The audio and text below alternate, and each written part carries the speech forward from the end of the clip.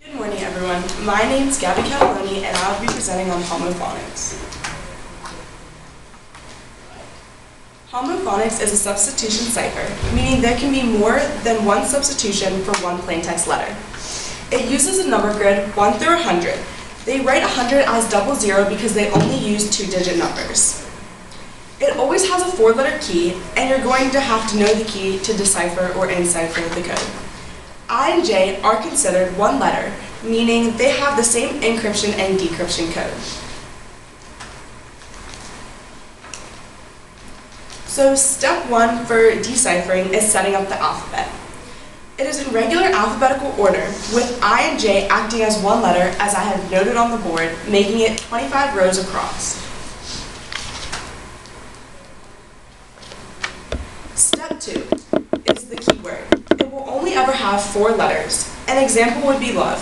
Something to keep in mind when setting up the number chart we are going to make. Since the keyword only has 4 letters, the chart will only ever go 4 rows vertically.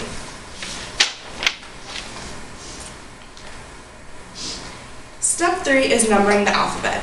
Each of the rows will have 25 numbers. So the first row is numbered 1 through 25. The 1 starts at the letter L because it is the first letter in your keyword.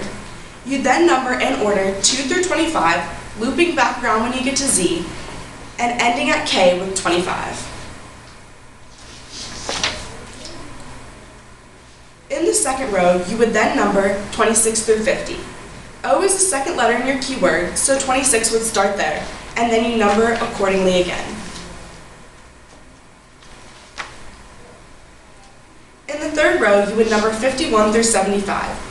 V is the third letter in your keyword, so 51 starts there, and you number in order.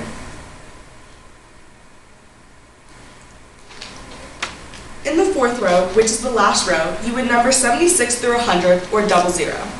E is the last letter in your keyword, so 76 starts there, and you would number to 100/00.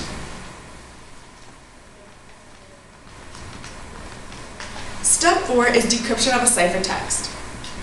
The ciphertext is given at the top of the screen, starting with the number 9. If you look at the chart and you go over to find the number 9 in the first row, you would see it would equal the letter T. Each time you substitute a number for a letter, you drop down a row. So 45 would be equal to H. Once you get to 84, which is equal to N, you would then start at the top again, getting 25 is equal to K.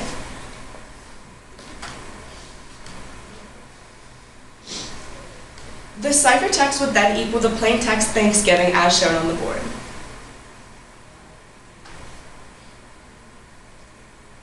Step 5 is encrypting having a plaintext. An example of encryption still using the keyword love could be pineapple. So you would do the same steps starting with P equaling 5, I equaling 46, so on and so forth.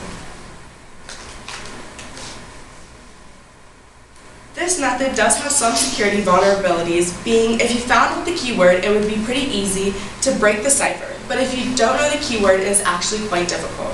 You would have to use letter frequencies, as an example on the board shows.